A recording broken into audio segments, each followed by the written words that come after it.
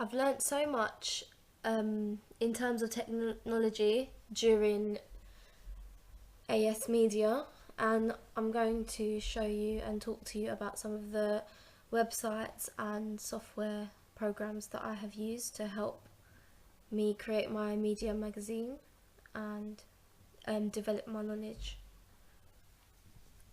Throughout the construction of my magazine, I used a different range of technologies which just allowed me to be as creative as I wanted, I guess. Technologies and software programs such as Photoshop helps me create my front page and my contents page.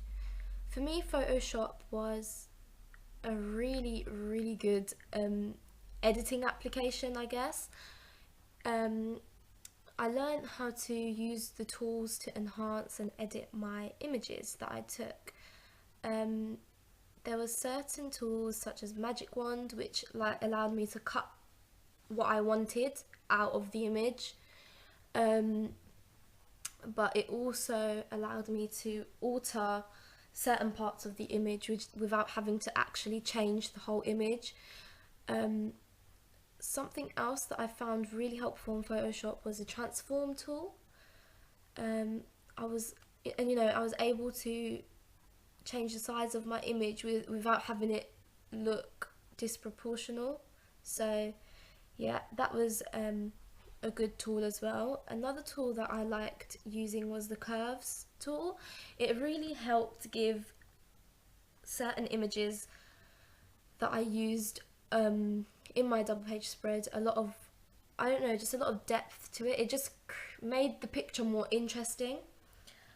I also used the contrast tool in Photoshop to help change the lighting of my picture slightly, especially on my front cover.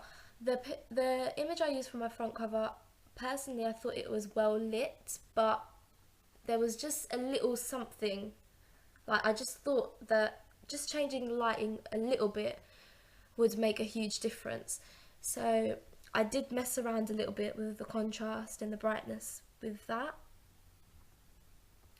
Overall, I think my Photoshop skills have improved so much since I first started using it, which was only last year, so I had never used Photoshop before.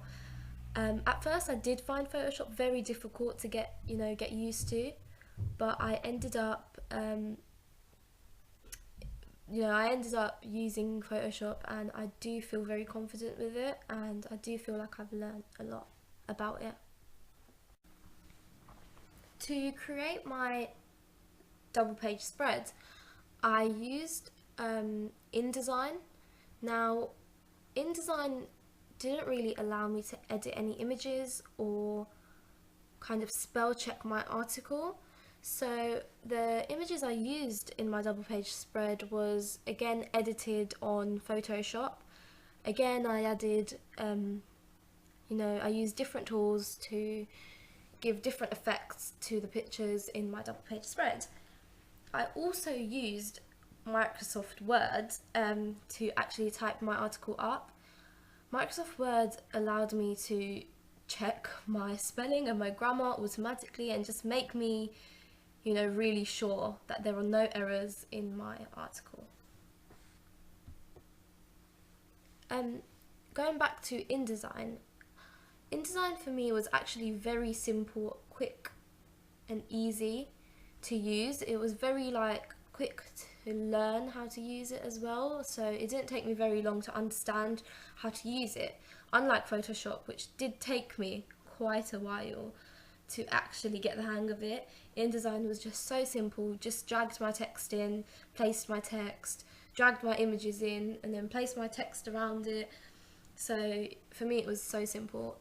There's also certain things that I could add in InDesign, such as drops cap, just to give it that real article feel. So yeah. I used an Apple Mac desktop computer. Without this, I wouldn't have been able to do much. The Apple Mac desktop computers were at my school, and they had all the software on it. They had it had Photoshop on it, it had InDesign on it. It had everything that I really needed, and without that, I wouldn't really be able to do much to make my magazine look the way it does. I also used an iPad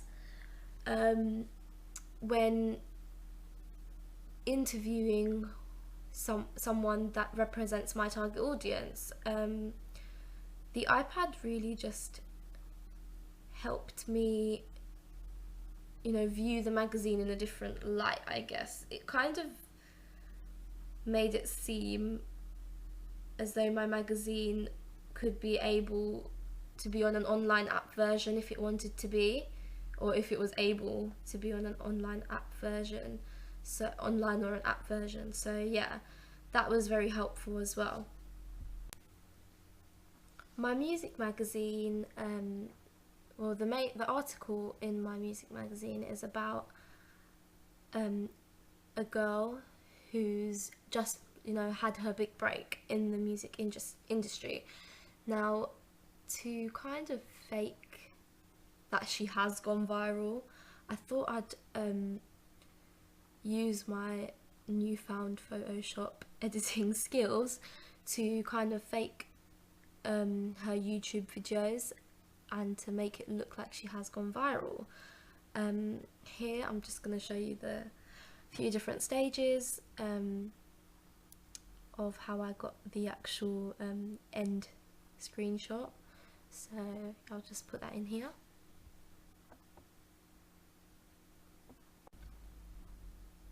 I also used a camera and a tripod. I used my own camera, which is an SLR camera, but I also used a camera provided by my teacher at school.